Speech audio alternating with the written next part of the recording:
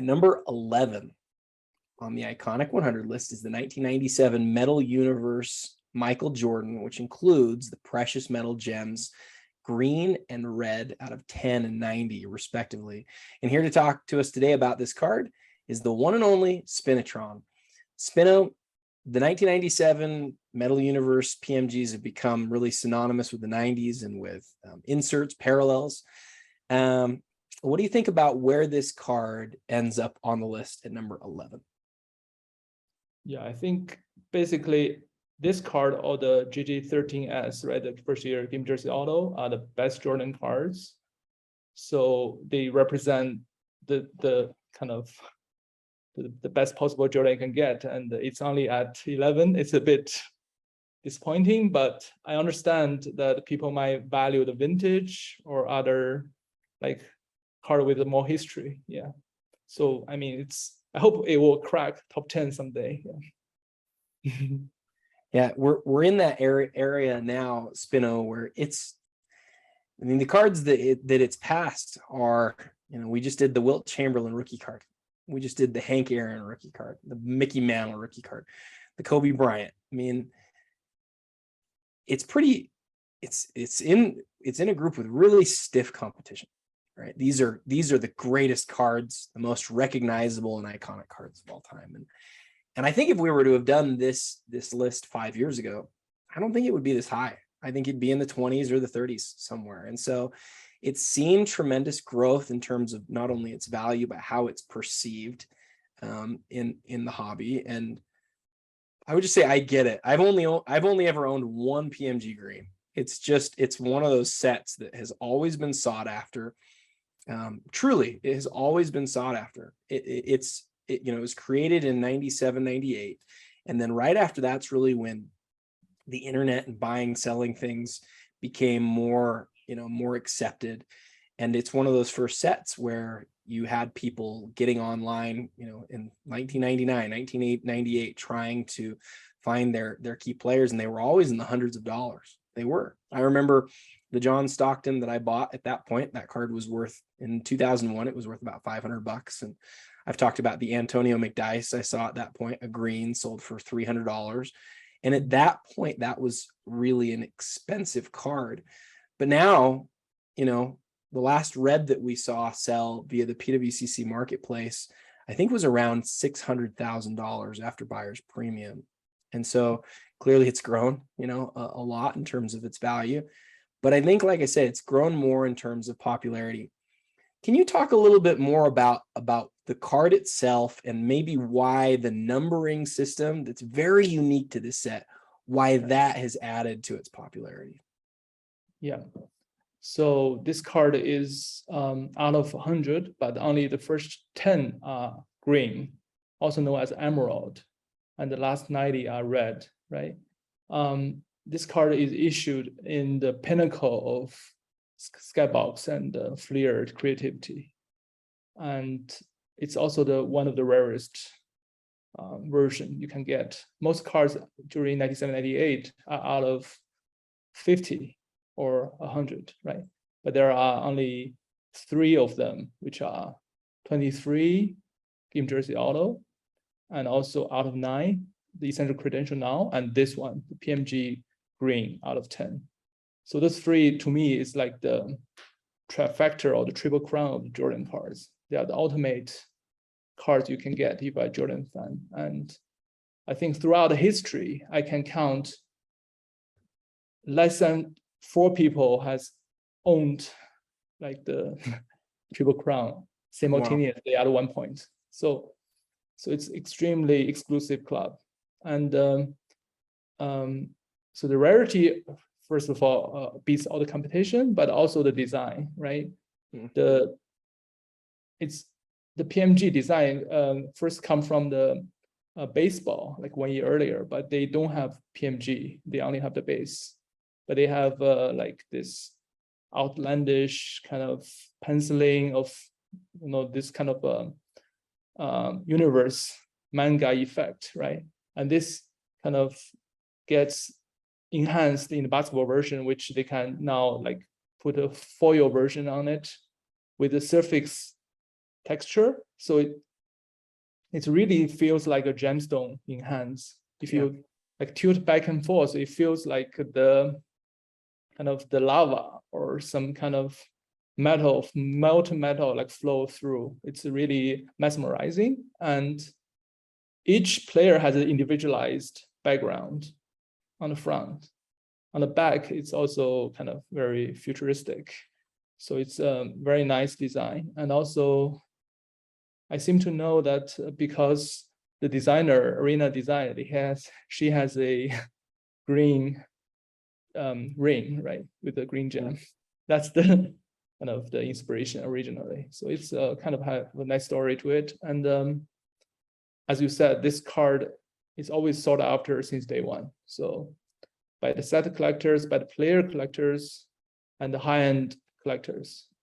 And because sometimes you have set chasers, they often give up, right? They are like a half committed.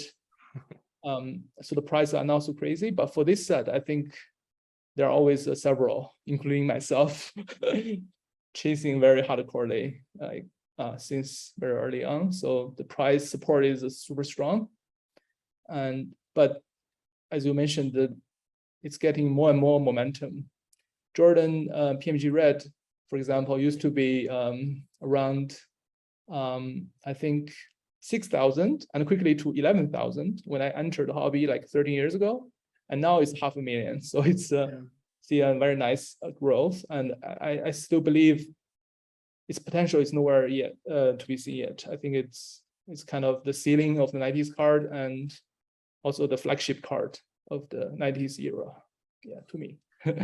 Yeah, it's one of these cards that you just look at and think, gosh, I wish I could go back in time. You know, even the red.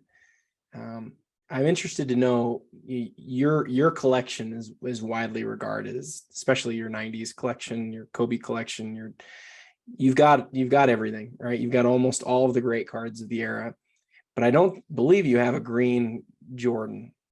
Where would you place that card in terms of cards that you would like to own? Is it right at the top of the list? Is it near the top of the list? Yeah, I think it's a little bit unfortunate because I have multiple chances, and due to various reasons, right? I didn't have it, and right now it's super tough because one guy has 4 copies, and there are some prominent collectors have them, and it's the chance to get another one. It's very slim right now, given like, and there are so many investors, institutional investors, so it's very hard. But yeah, for me, if I can pull it off, yeah, it's right at top of my wanted list, at least among the 90s card. It's actually, yeah, as you said, it's one of the card I'm glaringly missing. Yeah, but as you said, like it's it's kind of, we will all wish to go back in time, but but sometimes collecting is like this. Nothing is perfect. You have something you can keep chasing and keep working hard towards. So that's always good. You know, I think the way that you talk about that is so fun, because some people would just say it's impossible, I'll never get it. You know, that's probably what I would say. But you say it's really hard because, and then you talk about the reasons why, but I can still sort of feel in your voice this like hope that maybe someday you could still acquire the card. I think, I know all the story of this card. I know each copy, the provenance, the change of hands, and everything. So at least I can read a book about it if I don't own it. Yeah. In some ways, that's poetic though, because when a collector owns everything, when they get all of the big things and then they don't have anything to chase, it's boring. And this. I know you own a Kobe, which is clearly the second best card in the set.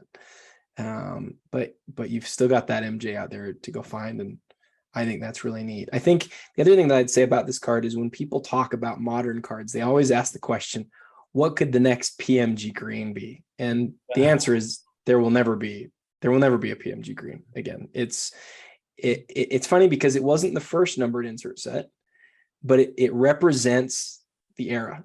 It is the 90s generation, and you will never ever replicate that again. You'll have other great sets, and who knows, maybe we'll have some sets that are worth just as much or more. I don't know. I've predicted things in the past and been totally wrong. We'll see.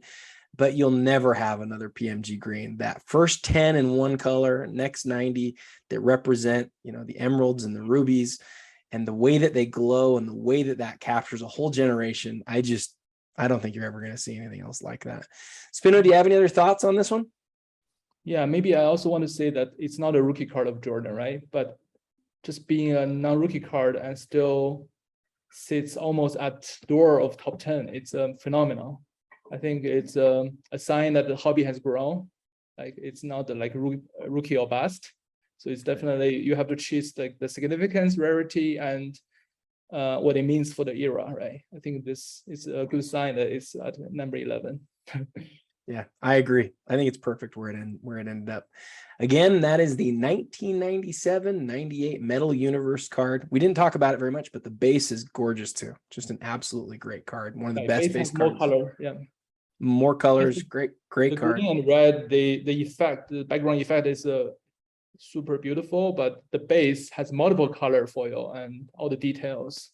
So it's nice to have those. And also the box is like 10,000 plus per box. So it's very, it's also funny because the box used to be the lowest end box back then. So it's things have changed. So. They have changed. They have changed, my friend. We're not going back to those days, I don't think either, unfortunately. But we could hope. Maybe at some point we will.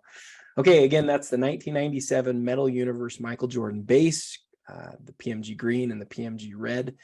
And tomorrow we will get into the top 10 on the iconic 100 list. Be joined by another guest. I want to thank Spino for the help that he's given us on the cards that he's covered on the list. He's done a great job. Spino, thank you very much. And until next time, happy collecting.